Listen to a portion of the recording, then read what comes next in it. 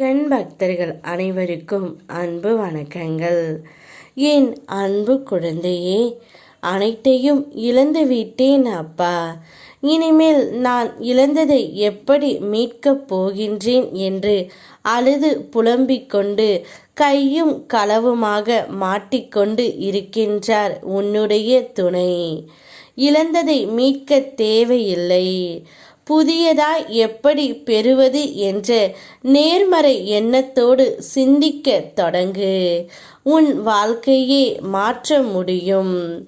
நேர்மறை எண்ணங்களை கைவிடாது தொடர்ந்து முயற்சி செய்வாய். ஒவ்வொரு நாளிலும் உனக்கு சிறிது சிறிதாக முன்னேற்றம் தேர்ந்து கொண்டே செல்லும். பல நல்லதும் நடக்கும். இப்போது உன் துணையை நீ காப்பாற்ற வேண்டும். ஒரு இடத்தில் அவரால் வர முடியாத இடத்தில் சிக்கி மாட்டிக்கொண்டு இருக்கின்றார். காப்பாற்ற முடியுமா என்று நீ பார்த்தங்கமே. உனக்கு துணையாக நான் வருகின்றேன். இந்த நாள் வரை உனக்கு நான் காண்பித்த அற்புதங்கள் எல்லாம் சிறிய வடிவுகளே. இனிமேல் அடுத்தடுத்து உன்னுடைய வாழ்க்கையில் அழகிய, நிம்மதியான, மகிழ்ச்சிகரமான, வெற்றியான நிகழ்வு நடக்கப் போகின்றது. இதை உன் மனதில் நன்றாக பதித்துக்கொள்.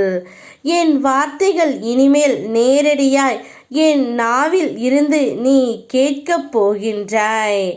உன் வாழ்க்கை துணையுடன் ஏற்பட்ட கருத்து வேறுபாடுகள் காரணமாக நீ மன உளைச்சலில் இருக்கின்றாய். இப்போதைய சூழ்நிலையை வைத்து எந்த ஒரு முடிவையும் நீ எடுக்காதே தங்கமே. கிரக நிலைகள் சரியில்லாத காரணத்தால் இப்படிப்பட்ட கருத்து வேறுபாடுகள் நிகழ்கிறதை தவிர உண்மையில் இந்த கருத்து வேறுபாடுகளின் சூழல்தான் உன் வாழ்க்கை துணையின் குணம் என்ன என்று முடிவு செய்து விடாதே. சிறிது காலம் பொறுமையாக இரு. எல்லாவற்றையும் நான் மாற்றுவேன். உண்மையான உன் அன்பை புரிந்து நீதான் எல்லாமே என்ற நிலைக்கு கொண்டு வருவேன். நம்பிக்கை கொள், நான் இருக்கின்றேன். உன் தற்காலிக ஆதரவு தரும் நிகழ்வுகள் உன் பிற்காலத்தில் தீமை தரக்கூடியதாக இருந்தால் அப்படிப்பட்ட ஆறுதல் உனக்கு வேண்டாம் பிள்ளையே. எக்காலத்திலும் தீமை தராத ஒரே ஆறுதல் என்னுடைய நாமம் திருப்புகழ்தான். மனம் கவலையில் இருக்கும்போது செயல்களிலும் கவனமாக இரு.